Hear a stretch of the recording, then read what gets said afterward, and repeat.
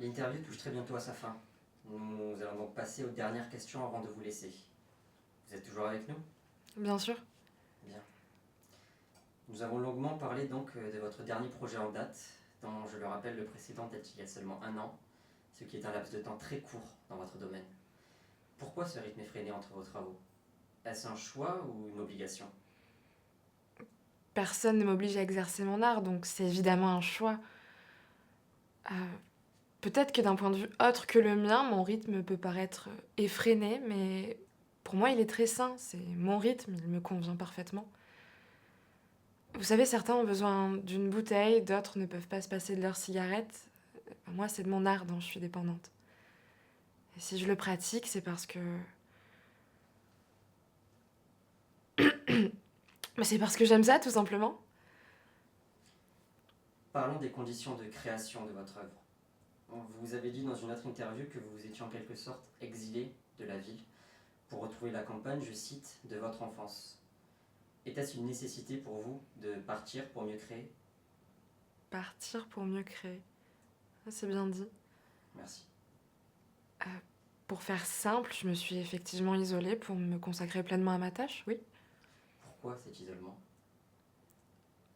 On crée mieux quand on est seul. Mais vous auriez tout aussi bien pu l'être en restant enfermé chez vous, dans la ville, n'est-ce pas? Partir n'était pas votre seule possibilité pour être seul. Pourtant, c'est ce que vous avez fait. Il est vrai, euh, comme vous dites, si j'avais voulu jouer la solitaire en ne bougeant pas d'ici, j'aurais très bien pu rester enfermée, la porte fermée à clé, les fenêtres closes. Là-bas, j'ai été effectivement seule, mais la différence étant que porte et fenêtres étaient grandes ouvertes.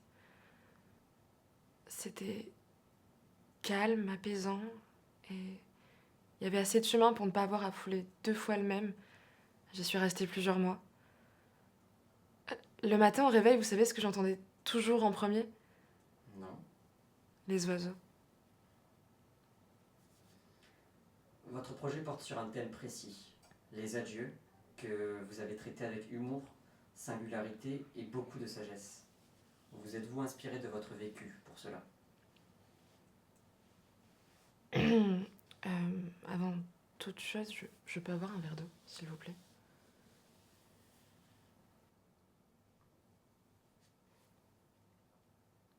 Comment a été votre enfance? Elle a été belle. Vous ne regrettez rien? Rien du tout.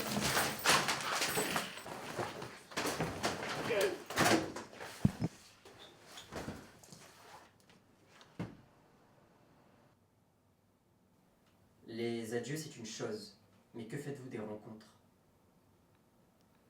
Toute rencontre mène inéluctablement à un adieu.